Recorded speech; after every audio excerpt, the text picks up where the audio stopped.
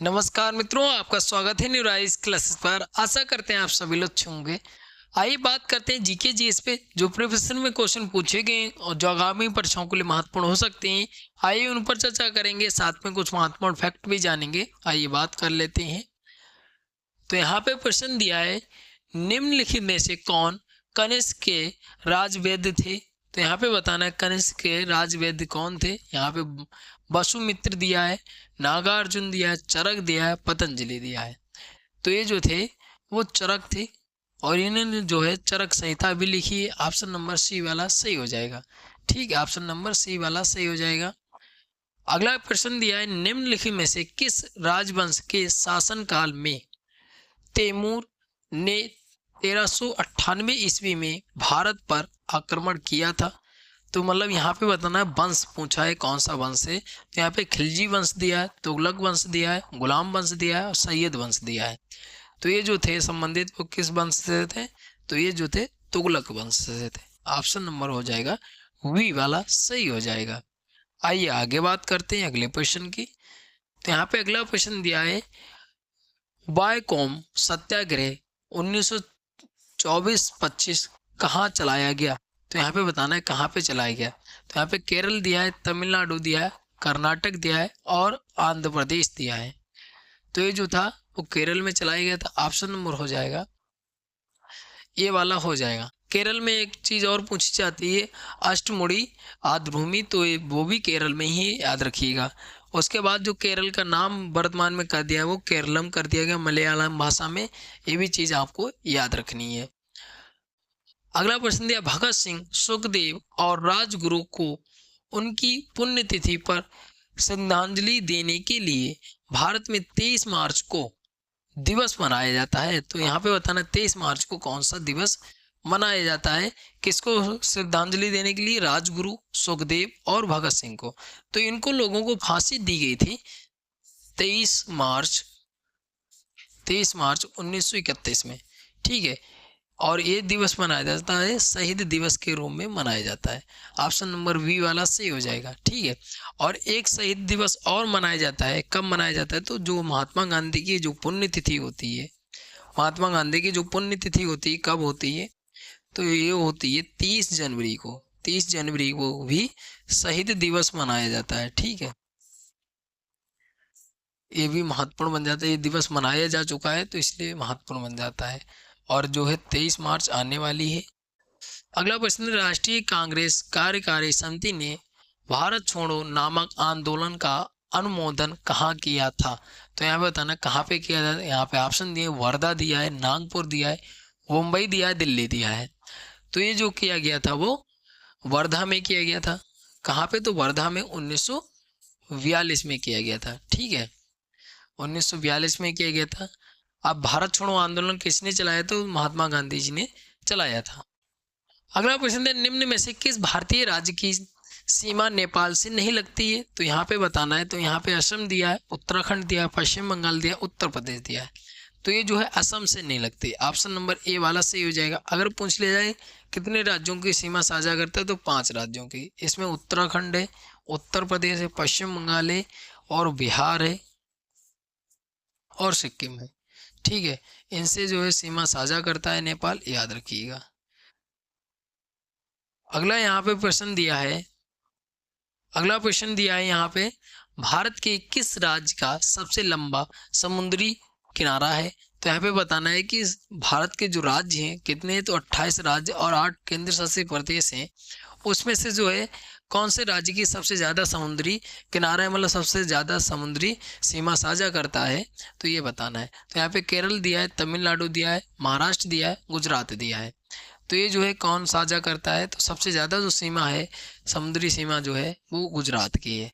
Option number D वाला सही हो जाएगा। आइए थोड़ा सा और चर्चा करते हैं इसके बारे में। तो यहाँ पे बात करते हैं, तो भारत के ऐसे 9 राज्य हैं जिनकी जो है जो समुद्री सीमा है गुजरात की सबसे अधिक है। कितनी है, तो 1214 किलोमीटर। वहीं आंध्र प्रदेश की बात करें 973 किलोमीटर, तमिलनाडु की 906 किलोमीटर, आंध्र प्रदेश की 652 किलोमीटर, केरल की 569 किलोमीटर, उड़ीसा की 476 किलोमीटर, कर्नाटक की 208 किलोमीटर, पश्चिम बंगाल की 157 किलोमीटर और गोवा की 101 किलोमीटर। और वहीं बात करें अगर केंद्र शासित प्रदेश यूनियन टेरिटरी की, सबसे ज़्यादा जो है अंडमान निकोबार द्वीप समूह 1962 किलोमीटर। ठीक है, आइए आगे बात करते हैं। तो यहाँ पे अगला क्वेश्चन दिया है, विश्व का एकमात्र तैरता डाकघर किस झील में पर स्थित है। तो यहाँ पे बताना है कि डाकघर, तैरता हुआ डाकघर है, वो किस झील पर है, यहाँ पे बताना है। तो यहाँ पे वूलर झील दिया है, चिल्का झील दिया है, लोकटक झील दिया है और डल झील दिया है। तो ये जो है डल झील में ऑप्शन नंबर डी वाला सही हो जाएगा। ठीक है, वूलर झील जो है सबसे मीठे पानी की झील है और चिल्का झील खारे पानी की झील है। और चिल्का झील जो है सबसे पहले आर्द्रभूमि स्थल में शामिल किया गया, मतलब रामसर स्थल में शामिल किया गया है। ठीक है, आपको इतनी चीज़ याद रखिए। देखिए वूलर झील जो है जम्मू कश्मीर में इसलिए क्योंकि जम्मू कश्मीर जो है अभी चर्चा में, उसका बजट भी पेश किया गया है, उसमें विद्रोह भी हो चुका है, तो इसलिए चर्चा में, याद रखिएगा। तो ये पूछी जा सकती है।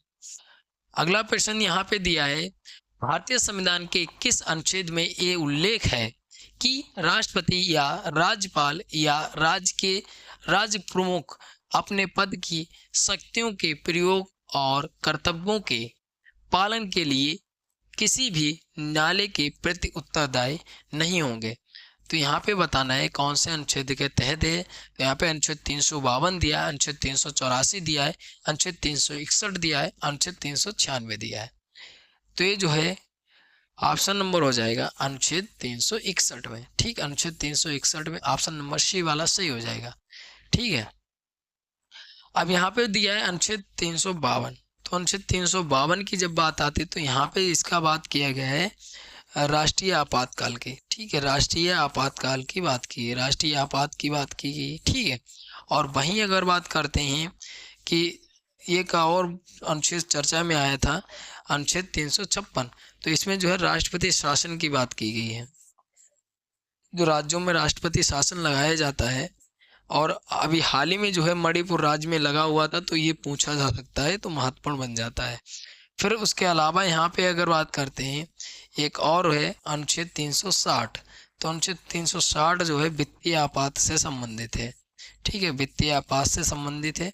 अब यहाँ पे देखिए ये तीनों आपात जो हैं, ठीक है, तीनों चीज़ें जो हैं, अनुच्छेद 352, अनुच्छेद 356, अनुच्छेद 360, तो ये जो शक्ति है वो किसके पास है, राष्ट्रपति के पास। ठीक है, ये शक्ति जो है राष्ट्रपति के पास है, राष्ट्रपति जो आपातकाल लगाने की, इतनी चीज़ भी आपको याद रखनी है। आइए आगे बात करते हैं। अगला यहाँ पे प्रश्न दिया, भारत के संविधान के निम्नलिखित अनुच्छेदों में से कौन सा अनुच्छेद धार्मिक स्वतंत्रता के अधिकार की गारंटी देता है। तो यहाँ पे बताना है कि जो भी हमारे फंडामेंटल राइट बताए गए, फंडामेंटल राइट का उल्लेख भारतीय संविधान में कहाँ पे मिलता है, तो भाग 3 में मिलता है, और अनुच्छेद जो है 12 से 35 संबंधित है।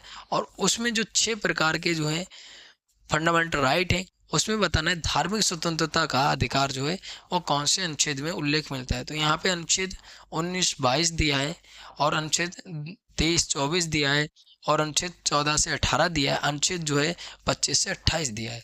तो ये जो धार्मिक स्वतंत्रता की जब बात आती है तो आपको ये चीज़ याद रखना है कि अनुच्छेद 25 से 28 संबंधित है। तो 25 से 28 अनुच्छेद जो संबंधित है वो धार्मिक स्वतंत्रता से संबंधित है। ठीक है, आइए थोड़ा सा और चर्चा करते हैं इसके बारे में।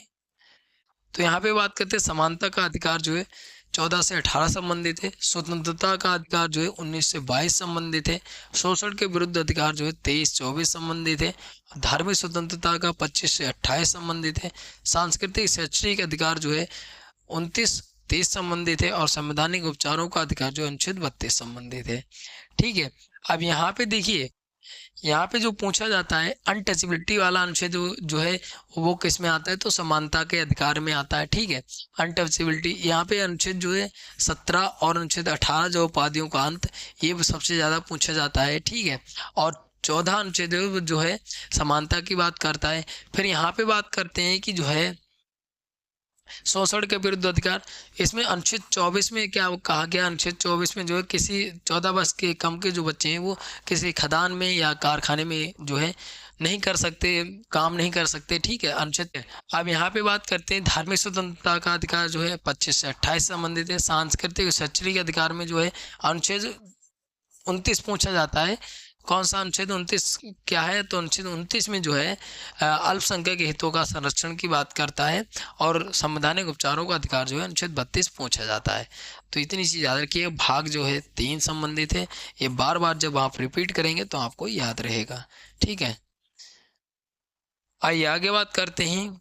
अगला यहाँ पे प्रश्न दिया है, दोनों राज्यों के बीच विवाद सर्वोच्च न्यायालय के किस अधिकार के क्षेत्र में आता है? तो यहाँ पे बताना है दो राज्यों के बीच विवाद हो और वो सर्वोच्च न्यायालय के किस अधिकार के क्षेत्र में आता है। तो यहाँ पे दिया है अपीली, सलाहकारी और विशेष और मौलिक। तो ये जो है मौलिक में आता है। ऑप्शन नंबर डी वाला सही हो जाएगा। अब यहाँ पे सर्वोच्च न्यायालय की बात आई है, तो सर्वोच्च न्यायालय के बारे में बात कर लेते हैं। तो इसका भारतीय संविधान में उल्लेख मिलता है अनुच्छेद 124 में। अब 124 में उसके अलावा 51 नंबर के मुख्य न्यायाधीश बनाए गए हैं। कौन? तो संजीव खन्ना जी बनाए गए। ठीक है, कौन बनाए गए? तो संजीव खन्ना जी बनाए गए। उसके अलावा यहीं पे बात करते हैं कि अभी हाल ही में जो है न्याय की देवी थी, उसमें परिवर्तन किया गया। उसकी जो है आंखों की पट्टी थी, उसको हटा दिया गया। उसके अलावा जो है आंखों की पट्टी हटाने के बाद जो है हाथ में जो तलवार थी उसके जगह पे भारतीय संविधान की बुक दी गई है। और वहीं अगर सर्वोच्च न्यायालय की ही बात करते हैं तो सर्वोच्च न्यायालय में जो है जो नया ध्वज अनावरण किया गया है, नीले कलर का ध्वज, ये प्रश्न पूछा के भी गया है, आगामी परीक्षाओं में पूछा भी जा सकता है। ठीक है, तो ये महत्वपूर्ण बन जाता है। और अभी हाल ही में सर्वोच्च न्यायालय में जो है न्यायाधीश नियुक्त किए गए हैं। पश्चिम बंगाल हाई कोर्ट के जो न्यायाधीश थे, जो कौन थे? बागची, वो उनको नियुक्त किया गया है, याद रखिएगा। आइए आगे बात करते हैं। अगला यहाँ पे प्रश्न दिया है, बहुत ही महत्वपूर्ण प्रश्न है। आइए, तो यहाँ पे दिया है प्रधानमंत्री उज्ज्वला योजना इनमें से किस वर्ष में प्रारंभ की गई थी? तो यहाँ पे बताना है प्रधानमंत्री उज्ज्वला योजना जो है वो कब प्रारंभ की गई थी। तो यहाँ पे 2016 दिया है, 2020 दिया है और 2014 दिया है, 2018 दिया है। तो ये जो है 2016 में प्रारंभ की गई थी। ठीक है, 2016 में प्रारंभ की गई थी और इसका दूसरा फेज जो है 2021 में प्रारंभ किया गया। ठीक है, उज्ज्वला 2.0 जो है वो कब प्रारंभ किया है? 2021 में। और उज्ज्वला योजना जो प्रारंभ हुई थी 2016 में प्रारंभ हुई थी। अभी एक देखिए, अभी हाल ही में जो है 10वां वर्ष मनाया गया। कौन सा? तो 2015 में बेटी बचाओ बेटी पढ़ाओ जो योजना स्टार्ट हुई थी वो भी जो है 10 वर्ष पूर्ण हो चुके हैं। तो ये भी जो है महत्वपूर्ण बन जाता है। ठीक है, उसके बाद जो है 2018 में कौन सी याद स्टार्ट होती है? तो 2018 में जो है किसान सम्मान निधि स्टार्ट होती है और 2019 में पहली किस्त आई थी। तो याद रखिएगा। तो इतनी चीज़ भी याद रखिएगा। और जो भी केंद्र सरकार की जितनी भी योजनाएं, मैंने स्पेशली एक वीडियो बना रखी है, अगर आपने नहीं देखी है तो आप चैनल पे जाके देख सकते हैं। बहुत ही महत्वपूर्ण वीडियो है। अगला प्रश्न दिया, अटल पेंशन योजना में सम्मिलित होने के लिए अधिकतम आयु क्या है? तो यहाँ पे 45 वर्ष दिया, 35 वर्ष दिया, 20 वर्ष दिया और 50 वर्ष दिया। अगला क्वेश्चन दिया, अटल पेंशन योजना में सम्मिलित होने के लिए अधिकतम आयु क्या है?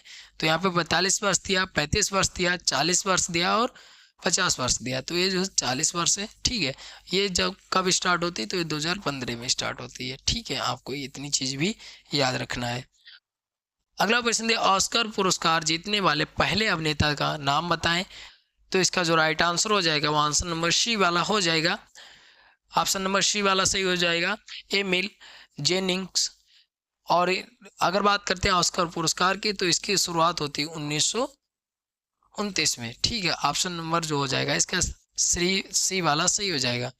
तो यहाँ पे जितने भी महत्वपूर्ण प्रश्न थे यहाँ पे चर्चा किया है, साथ में कुछ महत्वपूर्ण फैक्ट भी जाने। आशा करते हैं आपको वीडियो अच्छी लगी होगी। अच्छी लगी लाइक शेयर कमेंट करिए। अगर कोई डाउट बचता है तो आप कमेंट करके पूछ सकते हैं। मिलते हैं अगले वीडियो में, तब तक के लिए धन्यवाद। और चैनल को जरूर सब्सक्राइब कर लीजिए ताकि आपकी तैयारी जो है बेहतर हो सके। धन्यवाद।